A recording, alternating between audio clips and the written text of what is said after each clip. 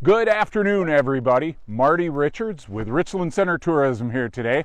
After a busy outdoor sports weekend, our temperatures relaxed a little bit and we were able to get out on the snowmobile trails, and it was fabulous all afternoon. Now that does mean we had some of the highest traffic we've seen in Richland County on our snowmobile trails in quite a few years, so that means we're going to have to do a little repair. So starting on Monday, this coming Monday, the snowmobile trails will be shut down for grooming and a little bit more conditioning, and we're getting a little more snow, and we're hoping for a little cooler temperatures than what they're forecasting, but we'll see what happens. Just kind of stay tuned to Richland Center Tourism or the Richland County Snowmobile Alliance, their Facebook page, and kind of see what happens. So I hope everybody had a chance to get out and enjoy the more seasonable and enjoyable temperatures that we've had the last couple of days.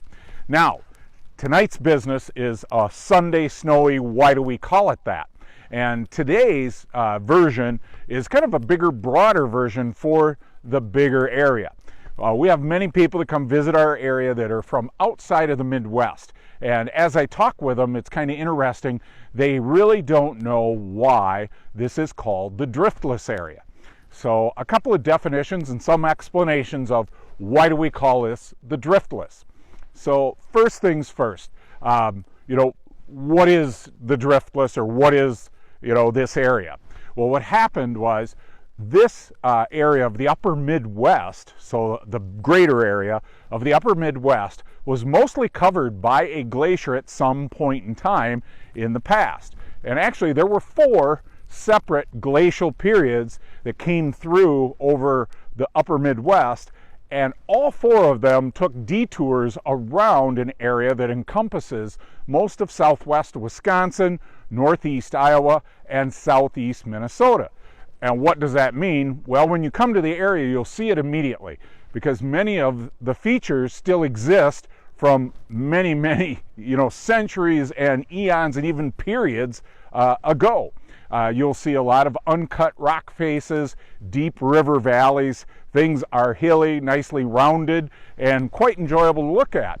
You won't see many plains or any kind of, just level areas or flats. So it's quite a bit of, just rolling hills, really beautiful valleys and vistas, kind of like you see behind me. And if it wasn't snowing today, you'd really get a heck of a view. You just have to take my word for it. So how did it get the name Driftless, though? What does that entail?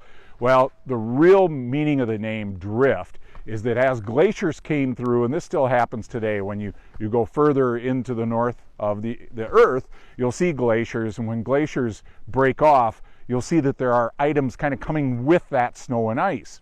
So as glaciers move along, they're picking up dirt, rocks, carving things off, basically leveling off trees.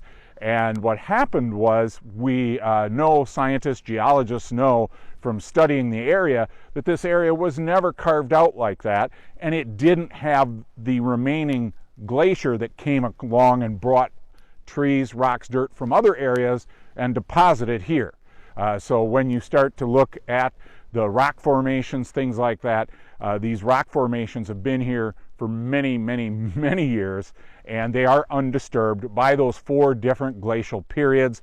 And when the glaciers, melted away, they would have left drift, but in this case, in our area, there is no drift.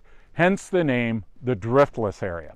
And the Driftless Area has become very synonymous, not just with the geological formations and the attraction, but also a branding and a marketing effort. So many times you'll hear that, kind of pay attention where it's coming from, because sometimes I've noticed businesses and locations trying to market themselves as being driftless or in the Driftless Area, and they're actually not.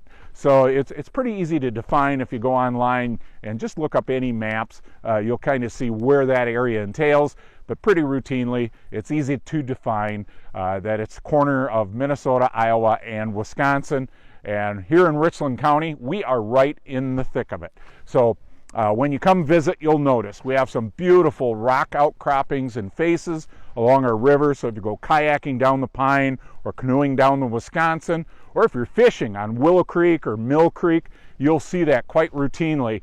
very beautiful rock outcroppings and faces that have been there and weathered over many years, and just are really enjoyable features to look at, as well as our rolling hills that in Richland County we are over 50% forested, meaning there's a 50% tree cover in our area. So really just, a phenomenal area to look at. I'm biased, so maybe you should come take a look for yourself. We're always welcoming new visitors with things to do. We've got plenty of snowshoeing, hiking, and other outdoor experiences such as fishing.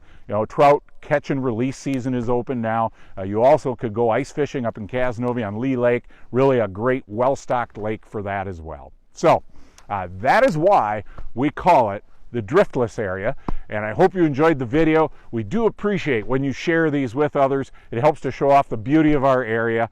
Again, thank you for joining us. For Richland Center Tourism, I'm Marty Richards. Have a great evening.